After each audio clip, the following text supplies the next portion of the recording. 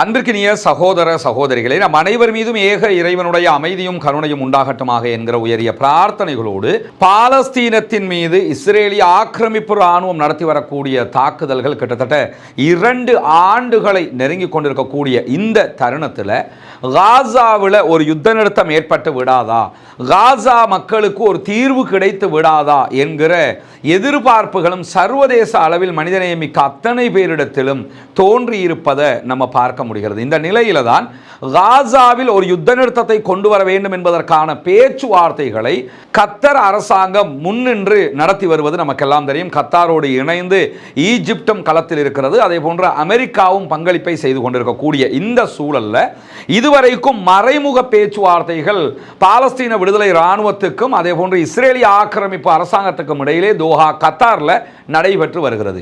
இந்த நிலையில இந்த பேச்சுவார்த்தைகளில் இதுவரைக்கும் எந்த விதமான முன்னேற்றங்களும் ஏற்படவில்லை என்பதும் நமக்கெல்லாம் தெரியும். இப்படியான ஒரு சூழல் உருவாகி இருக்கும் போது மத்திய கிழக்குக்கான அமெரிக்காவினுடைய தூதராக செயல்படக்கூடிய ஸ்டீவ் விட்காஃப் இன்றைக்கு இத்தாலிக்கு பயணிக்கிறார். இத்தாலியில் அரபு நாடுகளுடைய தூதுவர்களை அவர் சந்திக்க இருக்கிறார். அரபு நாடுகளுடைய முக்கியஸ்தர்களை சந்திக்க இருக்கிறார். சந்தித்து காசா பிரச்சனை தொடர்பாக பேச இருக்கிறார் என்கிற செய்திகள் வெளியாகி இருந்த நிலையில தற்போது அவர் இத்தாலிக்கு வந்திருப்பதான செய்திகளும் வெளியாகி இருக்கிறது. இப்படியான ஒரு சூழல் இருக்கிற போது பாலஸ்தீன விடுதலை அமைப்பு இந்த பேச்சுவார்த்தைகளில் என்ன ஸ்டாண்ட்ல இருக்கிறாங்க, எதையாவது விட்டு கொடுக்கிறாங்களா அல்லது விட்டு கொடுப்பதற்கான முனைப்புகள் இருக்கிறதா என்கிற கேள்விகளும் தொடர்ந்து எழுந்து வந்திருக்கக்கூடிய சூழல்ல இன்றைக்கு வெளியாகி இருக்கக்கூடிய ஒரு முக்கியமான செய்தியே என்னன்னு சொன்னா, இஸ்ரேலிய பிரதமர் பெஞ்சமின் நெதன்யாஹுக்கு பல பக்க அழுத்தங்கள் உருவாகி வருகிறது. குறிப்பாக சர்வதேச நீதிமன்றம் அவர் மீது பிறப்பித்த பிடியாணையை உறுதிப்படுத்தி விட்டது. அவர் கைது செய்யப்பட வேண்டியவர் தான் என்பதை அவர்கள் உறுதிப்படுத்தி விட்டார்கள். எனவே அது சர்வதேச அளவிலும் அவர்களுடைய நாடு என்கிற அளவிலும் அவர்களுக்கு மிகப்பெரிய பின்னடைவாக மாறி இருக்கிறது. இரண்டாவதாக, நாட்டுக்குள் நடந்து வரக்கூடிய போராட்டங்கள், 2 விதமான போராட்டங்கள். ஒன்று, எதிர்க்கட்சிகள் உடனடியாக ஆட்சி மாற்றம் கோரி ஆர்ப்பாட்டங்களை நடத்தி அரசுக்கு அழுத்தம் கொடுத்து கொண்டிருக்கிறது. இரண்டாவதாக, பாலஸ்தீன விடுதலை இராணுவத்தினால் கைது செய்யப்பட்டிருக்கக்கூடியவர்கள் விடுதலை செய்யப்பட வேண்டும், பணைய கைதிகள் விடுதலை வேண்டி அவர்களுடைய உறவுகளோடு இஸ்ரேலுடைய மக்கள் போராட்டம் நடத்தி கொண்டிருக்கிறார்கள்.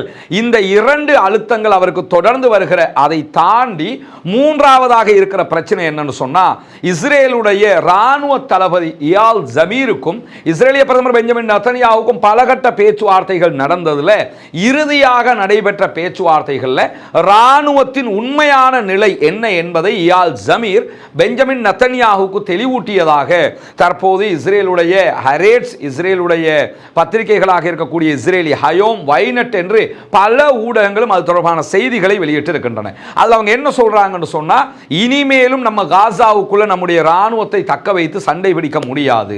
நம் தோல்விக்கு மேல் தோல்விகளை சந்தித்துக் கொண்டிருக்கிறோம். நம்முடைய ராணுவத்தை சேர்ந்தவர்கள் உளவியல் ரீதியாக பாதிக்கப்பட்டிருக்கிறதுனால அதே உற்சாகத்தோடு அவங்களால போராட முடியாம இருக்குது. அதனால தான் பாலஸ்தீன விடுதலை ராணுவம் தொடர்ந்து நம்ம மேல தாக்குதல்கள் நடத்திக்கிட்டு இருக்காங்க. நம்ம நிறைய இழப்புகளை சந்தித்து வருகிறோம். இது நமக்கு பெரிய பின்னடைவை உண்டாக்குகிறது. எனவே நம்முடைய ராணுவத்தை நம்பி இனிமேல் களத்தில் நிற்க முடியாது. வான்வழி தாக்குதல்களை நம்ம நடத்தலாமே தவிர தரைவழி தாக்குதல்களை நடத்த முடியாது. ஏனென்றால் பாலஸ்தீன விடுதலை ராணுவம் உக்கிரமான தாக்குதல்களை நடத்த ஆரம்பித்து விட்டார்கள்.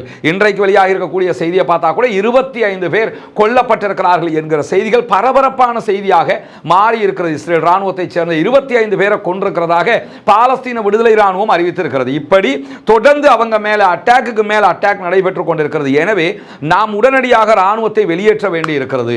ஒரு சமாதானத்துக்கு போக வேண்டி இருக்கிறது.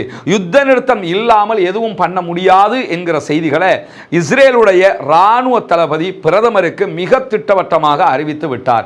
எனவேதான் பெஞ்சமின் நெதன்யாஹுவும் ஒரு சமாதான பேச்சுவார்த்தை நடத்தி பேச்சுவார்த்தையிலேயே நிரந்தர யுத்த நிறுத்தம் என்பதை நாங்கள் கன்ஃபார்ம் பண்ணுவோம் என்கிற ஒரு இடத்துக்கு வந்திருக்கிறார் என்கிறது இஸ்ரேலி ஹயோம் என்கிற இஸ்ரேலுடைய பத்திரிகை. இப்படியான சூழல்ல தான் இத்தாலியில ஸ்டீவ் விட்காஃபோடு அரபு நாடுகள் சந்திக்கின்றன. அதை தாண்டி இந்த தோஹா கத்தார் பேச்சுவார்த்தைக்கு இஸ்ரேல் புதிய குழு ஒன்றை அனுப்ப போகிறது என்கிற அறிவிப்பும் வெளியாகி இருக்கிறது. ஏன்னா புதிய விவகாரங்கள் எல்லாம் பேசப்பட வேண்டி இருக்கிறது என்கிற காரணத்தினால இந்த இரண்டுக்கு மத்தியில் இன்றைக்கு இன்றைக்கு பாலஸ்தீன விடுதலை இராணுவம் இஸ்ரேல் முன்மொழிந்த சமாதான உடன்படிக்கைகளில் பார்த்து பேசி முடிவெடுத்து பதிலை நாங்கள் கொடுத்து விட்டோம் என்று அறிவித்திருக்கிறார்கள். தோஹா கத்தாரில் கத்தார் அரசாங்கத்திடத்தில் பதில் ஒப்படைக்கப்பட்டிருக்கிறது. பதிலை நாங்கள் பரிசீலித்து வருகிறோம் என்கிறது இஸ்ரேல். சரி, அந்த பதிலில் என்ன இருக்குதுன்னு பார்த்தோம்னு சொன்னா, உலகத்தில் இருக்கக்கூடிய மனிதநேயத்தை நேசிக்கக்கூடிய அத்தனை மக்களும் எதிர்பார்ப்பதை போன்ற அழகான திட்டங்களை பாலஸ்தீன விடுதலை இராணுவம் தற்போது முன்வைத்திருக்கிறது. என்னன்னா, இஸ்ரேல் காசாவுக்குள்ள ஏற்கனவே காசா பாலஸ்தீனம் எந்த எல்லை இருக்குதோ அந்த எல்லையை தாண்டி பாலஸ்தீனத்திற்குள்ள 4 தொடக்கம் 5 கிலோமீட்டர்களை அபகரித்துக் கொள்வதற்கு திட்டத்தை வைத்திருந்தார்கள். அப்படி அபகரிச்சா காசாவினுடைய 40% நிலப்பரப்பு இஸ்ரேலுடைய கண்ட்ரோலுக்குள்ள மீண்டும் போகும். சண்டை இல்லாமலேயே, சண்டையில் இழந்தா கூட ஒரு கணக்கு, சண்டை இல்லாமலே இழந்ததாக மாறிவிடும். அதற்கு மாற்றாக இன்றைக்கு பாலஸ்தீன விடுதலை இராணுவம் தோஹா கத்தாருக்கு கொடுத்திருக்கக்கூடிய அறிக்கையில் சமாதான முன்மொழிவுல அழகான ஒரு திட்டத்தை கொடுத்திருக்கிறாங்க. என்னன்னா, எது காசா எது பாலஸ்தீனம் என்று இருந்ததோ அந்த எல்லையில இருந்து, இஸ்ரேல் வைத்திருந்த எல்லையில இருந்து 800 மீட்டர் பின்னாடி போகணும், நீங்க முன்னாடி வரக்கூடாது. அவங்க கொடுத்தது எப்படின்னு கேட்டா, காசாவுக்குள்ள எல்லையிலிருந்து முன்னாடி 5 கிலோமீட்டர் வரைக்கும் வருவோம்னாங்க.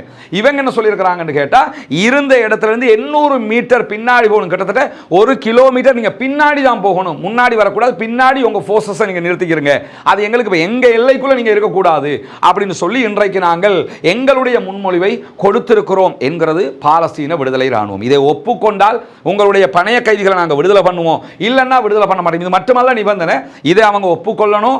ஒவ்வொரு பணைய கைதிகளுக்கும் எத்தனை பேரை விடுதலை பண்ணணுங்கிற லிஸ்ட்டை தாங்கள் கொடுத்திருப்பதாக சொல்றாங்க. அந்த லிஸ்ட்டுக்கு அவங்க உடன்படணும்.